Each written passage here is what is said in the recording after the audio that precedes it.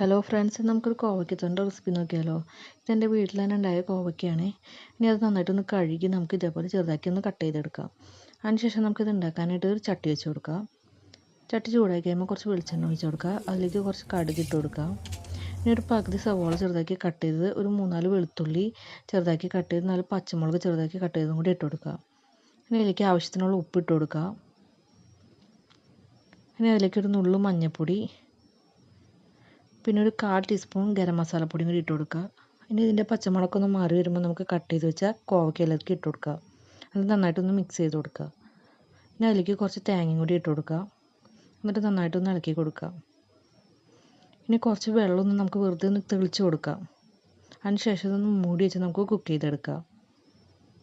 അപ്പോൾ നമ്മുടെ കോവയ്ക്ക നന്നായിട്ടൊന്ന് വെന്തിട്ടുണ്ട്. ഇനി നമുക്ക് ഗ്യാസ് ഓഫ് ചെയ്യാം. അപ്പോൾ ആദ്യമായിട്ടാണ് വീഡിയോ കാണുന്നതെങ്കിൽ എല്ലാവരും ചാനലൊന്ന് സബ്സ്ക്രൈബ് ചെയ്യാൻ മറക്കരുത്.